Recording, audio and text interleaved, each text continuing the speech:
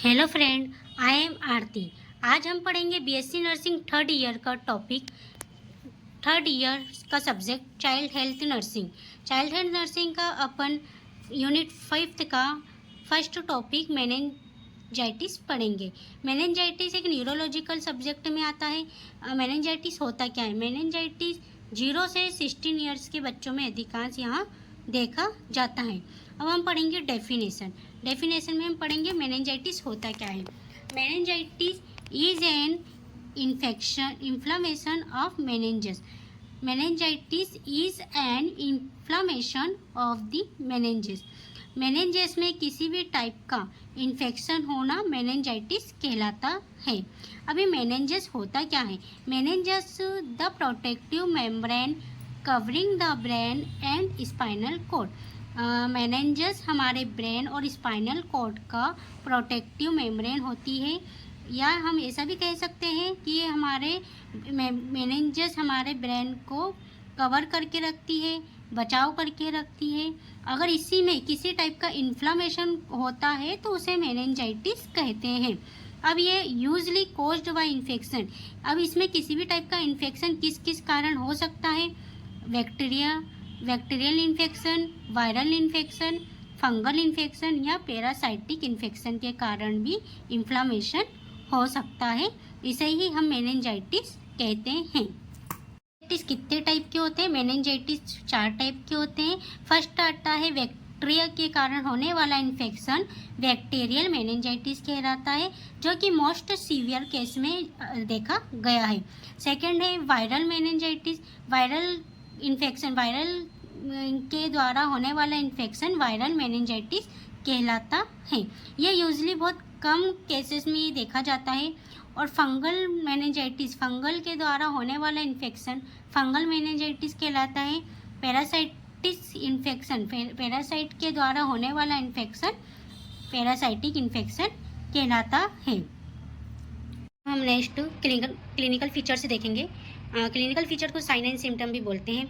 जब भी मेनिंजाइटिस जैसे सिम्टम क्या क्या नज़र आते हैं, जैसे तेज फीवर आना, तेज बुखार आना, सीवियर हेडेक, बहुत तेज सिर में दर्द रहना, नेक स्टीफनेस यानी होता है गर्दन का अकड़ जाना, नोसिया एंड वोमिटिंग, घबराहट होना, वॉमिट होना, फोटोफोबिया मीन्स होता है लाइट से डरना, सीजर्स यानी बार बार झटके आना, alter sensorium confusion, drowsiness, coma in severe cases.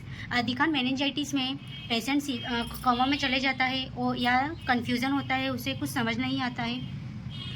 In infants bulging, fontanelle irritability, poor feeding. जब छोटे बच्चे रहते हैं तो उनका जो फ्रंट जो रहता है उसमें फ्रंटल बोन में सॉफ्टनेस होती है या थोड़ा सा उभरा हुआ रहता है। इरिटेबिलिटी मतलब चिड़चिड़ापन होता है। पुअर फीडिंग, खाना पीना प्रॉपर फीडिंग नहीं करते, खाने में कम डाइट लेते हैं।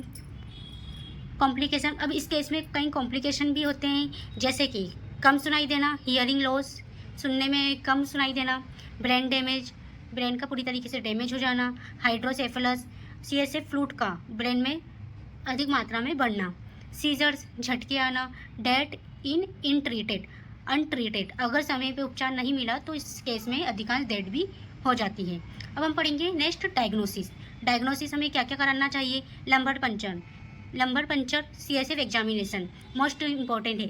लंबर पंचर में सीएसएफ एग्जामिनेशन मोस्ट इम्पॉर्टेंट है। हमें सीएसएफ फ्लूइड लेते हैं हम L3 to L4 से हम सीएसएफ फ्लूइड लेते हैं, जिसको जांच के लिए भेजा जाता है कि मेनिंजाइटिस है या नहीं। ब्लड कल्चर टेस्ट करेंगे। इसमें हम CT/MRI, ब्रेन का CT/MRI करेंगे ताकि जो भी कॉम्प्लिकेशन हो हमें उसमें ईजिली पता लग जाए। अब हम पढ़ेंगे मैनेजमेंट। अगला टॉपिक है प्रिवेंशन या रोकथाम। Vaccination, HIV vaccine, pneumococcal vaccine, meningococcal vaccine, MMR for mumps vaccine समय से पहले लगवाना चाहिए। गुड हाइजीन, हमें हाइजीन का प्रॉपर ध्यान देना चाहिए। हैंड वॉशिंग, बार बार हाथ धोना चाहिए। अवॉइडिंग शेयरिंग अटेंशन, हमें मेनिंजाइटिस के पेशेंट से बर्तन शेयर नहीं करना चाहिए। Thank you class. हम नेक्स्ट पढ़ेंगे मैनेजमेंट। हमें पेशेंट को हॉस्पिटलाइजेशन करना चाहिए। IV antibiotics for bacterial meningitis. अगर पेशेंट को फॉर बैक्टीरियल मेनिंजाइटिस है तो हमें आईवी एंटीबायोटिक्स ड्रग्स देना चाहिए।